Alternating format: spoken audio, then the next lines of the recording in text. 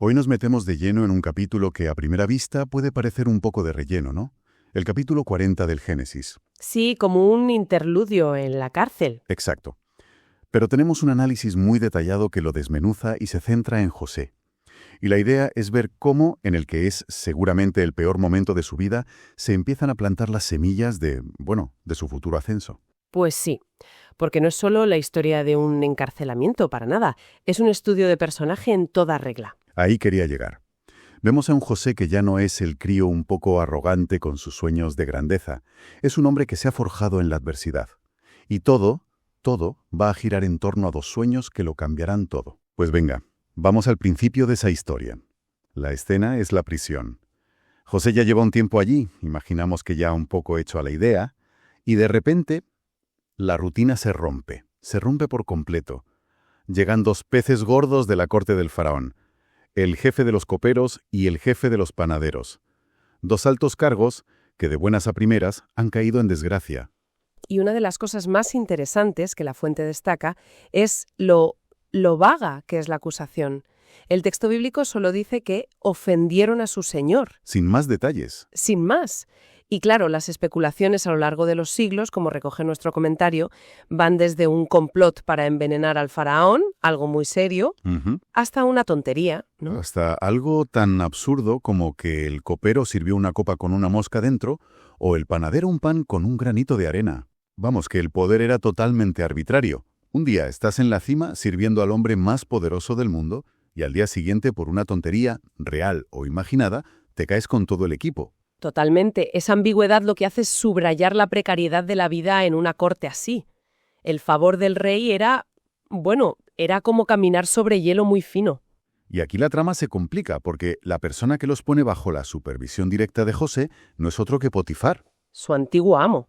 El mismo hombre que lo metió en la cárcel por la acusación de su esposa. Esto es, como mínimo, extraño. Es un detalle absolutamente crucial y el comentario le da muchísima importancia. Que Potifar, de entre todos los prisioneros, elija a José para cuidar de estos dos funcionarios de altísimo nivel. Es muy revelador. ¿Qué nos dice eso? Pues la fuente sugiere que es una prueba casi definitiva de que Potifar ya no creía en la culpabilidad de José. Entiendo el argumento sobre la confianza, claro. Le encarga algo importante, pero si de verdad creía que era inocente, ¿por qué sigue en la cárcel? ¿Esa es la pregunta del millón? Me parece un poco, débil la explicación de que todo era por no contradecir a su mujer. Hablamos del capitán de la guardia del faraón. Es una pregunta muy pertinente, y el análisis profundiza en esto, y plantea que no es solo un conflicto doméstico, ¿sabes? A ver. Liberar a José sería admitir públicamente que su esposa, una mujer de la alta sociedad, es una mentirosa y, una adúltera frustrada. El escándalo social sería monumental. Claro, Potifar quedaría en una posición imposible, insostenible. Así que opta por una solución de compromiso, muy política. Mantiene a José encarcelado para salvar las apariencias, pero dentro de la prisión le da toda la autoridad posible. Es su forma de reconocer su valía sin inmolarse socialmente. O sea que José pasa a ser este prisionero paradójico, culpable a ojos de la ley, pero inocente y de confianza a ojos de quien lo encarceló. Un secreto a voces dentro de esos muros. Y en este ambiente tan cargado una noche, pasa algo. Los dos oficiales tienen un sueño cada uno. Sueños que, como dice el texto, los dejan hechos polvo. Sí, el comentario los describe como fruto de una especial providencia de Dios. O sea que no eran digestiones pesadas. No. Esto era otra cosa. Estos sueños tenían un peso, una intensidad que los distinguía. Y a la mañana siguiente están visiblemente angustiados, tristes, dice la Escritura. Y aquí es donde vemos la grandeza del nuevo José. Porque podría estar amargado, centrado en lo suyo. Claro, él ha sufrido lo indecible, ha visto sus propios sueños de grandeza convertirse en una pesadilla. Pero no, se fija en ellos. Y no solo eso, se acerca y les hace una pregunta llena de empatía. ¿Por qué hoy tenéis tan mal aspecto? Es una pregunta que desarma. No es cotilleo, es interés genuino. Y lo que el análisis subraya aquí es fascinante. La propia experiencia de José con el sufrimiento le ha abierto los ojos al sufrimiento de los demás. Que el dolor te puede hacer más compasivo, no más amargado. Justo.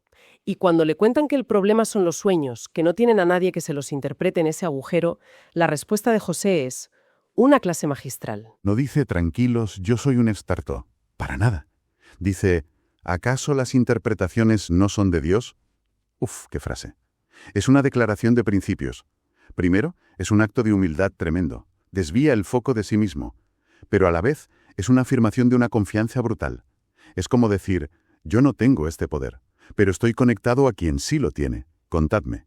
Se ofrece como un canal, no como la fuente. Eso es. Y con esa mezcla de humildad y autoridad consigue que se abran.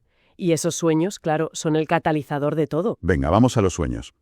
El del copero suena casi poético, pero el del panadero es directamente una pesadilla. Totalmente.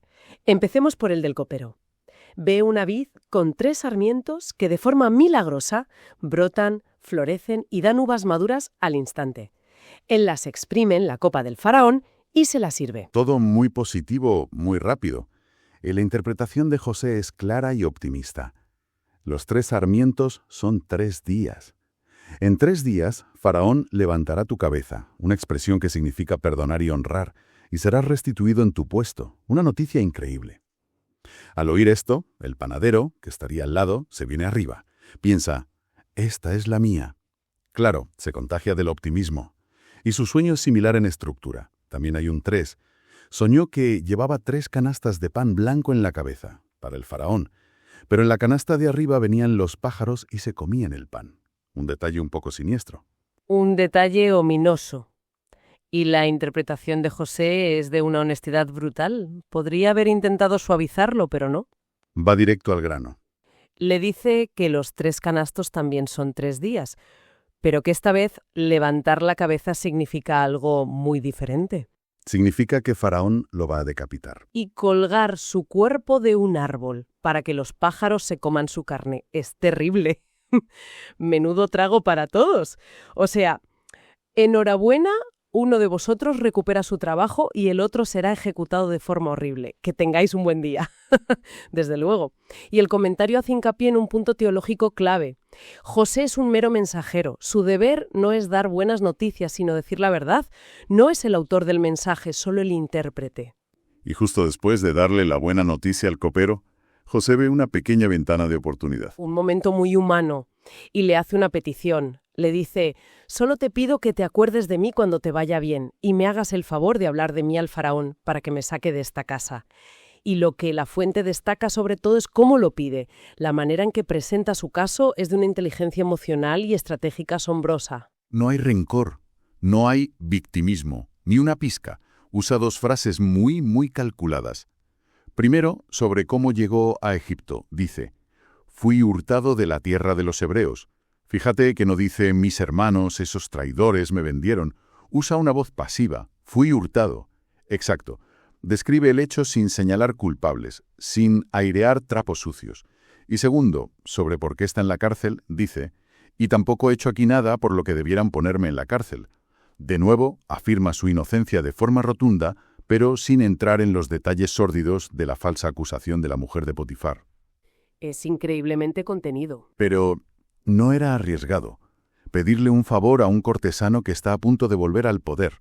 Si se hubiera puesto a despotricar contra la mujer de un alto cargo como Potifar, el copero podría haber pensado, este tipo es un problema, mejor no me meto. Ahí has dado en el clavo. No es solo modestia, es pura estrategia. El comentario lo presenta como una lección. Cuando necesites defender tu inocencia, céntrate en los hechos que te exculpan y evita en lo posible atacar a otros, aunque se lo merezcan. Porque si no, pareces un resentido. Eso es. Se presenta como una víctima digna, inocente y serena, y así es mucho más probable que genere simpatía. Se muestra como alguien fiable, no como una bomba de relojería emocional. Y llega el día clave. 3 días después, el cumpleaños del faraón. Y las predicciones de José. Se cumplen con una precisión milimétrica, al pie de la letra. El copero es perdonado y vuelve a su puesto. El panadero es ejecutado. En ese momento la esperanza de José debía de estar por las nubes. Claro, pensaría, ahora sí. Pero la historia da un giro cruel. El giro más amargo y a la vez el más importante de todo el capítulo. El último versículo es demoledor en su simplicidad. Y el jefe de los coperos no se acordó de José, sino que le olvidó. La palabra hebrea para olvidó es enfática. No fue un despiste, fue un olvido total y absoluto. El favor que pidió, la esperanza a la que se aferró, se desvanece. Es un golpe durísimo. Después de esa demostración de poder, de esa conexión divina, vuelve a ser invisible. Y narrativamente es fundamental. El comentario insiste en que este olvido, esta decepción humana, es una pieza necesaria del plan. La liberación de José no podía depender de la gratitud de un cortesano. Tenía que ser algo más grande. Mucho más espectacular, en un momento de crisis nacional, cuando el propio faraón lo necesitara. El olvido del lumbre es lo que prepara el escenario para la intervención directa de Dios 2 años más tarde. La puerta humana se cierra para que la divina pueda abrirse de par en par. Esa es la idea. Y el análisis que tenemos no se queda ahí. Propone una conexión, una analogía teológica que es potentísima. Sí, se adentra en lo que se conoce como una interpretación tipológica. Explícanos un poco qué es eso para que estemos todos en la misma página. Claro. A ver, la idea de la interpretación tipológica es que ciertas personas o eventos del Antiguo Testamento se ven como un prototipo, un anticipo de Jesús y los eventos del Nuevo Testamento. Perfecto, como si la historia de José contuviera una semilla de lo que vendría después. Exactamente. Y aquí el paralelismo es doble. Primero, los 2 prisioneros con José. Uno es salvado y restituido, el otro es condenado a muerte, que recuerda a los 2 ladrones en la cruz. Justo. Uno a cada lado de Jesús. Uno recibe la promesa de salvación y el otro aparentemente no. Es esa asimetría de 3 figuras en una situación de juicio con 2 destinos opuestos. Es una imagen muy potente. Pero la fuente dice que hay una comparación aún más profunda. Sí, y tiene que ver con la petición de ser recordado. José le dice al copero, acuérdate de mí. Pone su esperanza en la memoria de un hombre y ese hombre le olvida por completo. La fiabilidad humana falla, estrepitosamente. En cambio, uno de los ladrones en la cruz le dice a Jesús, acuérdate de mí cuando vengas en tu reino. Y la respuesta no es el olvido, sino una promesa inmediata y segura. Hoy estarás conmigo en el paraíso. El contraste es brutal. Totalmente. El autor lo usa para resaltar la diferencia entre confiar en el favor de los hombres, que es frágil, y confiar en la gracia divina, que es infalible. Ese paralelismo es fascinante, pero también me plantea una pregunta. ¿Sugiere el texto que el olvido del copero fue, en cierto modo, necesario para que el plan divino se cumpliera de una forma más grandiosa? Es una lectura muy aguda. Y el comentario va en esa línea. No lo plantea tanto como cinismo, sino como realismo teológico. La historia parece construida para demostrar que los planes humanos son insuficientes. La liberación de José por un favor del copero habría sido una anécdota de palacio. Exacto. Mientras que su liberación tras salvar a Egipto de la hambruna lo convierte en leyenda, en el segundo hombre más poderoso del reino. La escala es completamente diferente. El fracaso del plan pequeño y humano es lo que permite que el plan grande y divino se despliegue. Así que resumiendo un poco, lo que vemos en este capítulo es la transformación final de José. Ya no es el chaval de los sueños de grandeza. Es un hombre paciente, compasivo, humilde y a la vez un estratega brillante. Sin duda, es un hombre que ha aprendido a navegar la adversidad sin perder la integridad ni la esperanza. Y por otro lado está esa gran lección sobre el tiempo, la idea de que los grandes cambios se cuecen a fuego lento, a través de eventos que parecen reveses. Como ser olvidado en una celda. Justo.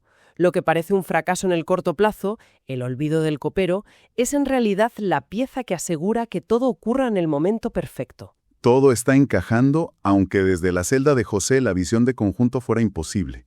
Y esto nos lleva a una reflexión final para darle vueltas. El comentario elogia mucho la contención de José, su decisión de no acusar a nadie. Y la pregunta que a mí me surge es, ¿qué habría pasado si hubiera hecho lo contrario? A ver. Si José se hubiera desahogado con el copero, contándole con todo lujo de detalles la traición de sus hermanos y la mentira de la esposa de Potifar, ¿habría cambiado el resultado? Es una buena pregunta. Por un lado, una historia más dramática y llena de detalles escabrosos podría haber sido más difícil de olvidar para el copero. Quizás le habría impactado más. Esa es una posibilidad. Pero hay otra. Fue precisamente esa discreción, ese autocontrol, esa capacidad de manejar la injusticia sin amargura, la cualidad que demostraba que estaba preparado para gobernar. Claro, es esa habilidad para no dejarte consumir por el rencor una condición indispensable para ejercer el poder con sabiduría. Ahí está la cuestión. Quizás al contar su historia de esa manera tan contenida, no solo estaba siendo estratégico, sino que estaba pasando, sin saberlo, la prueba final para el cargo que le esperaba.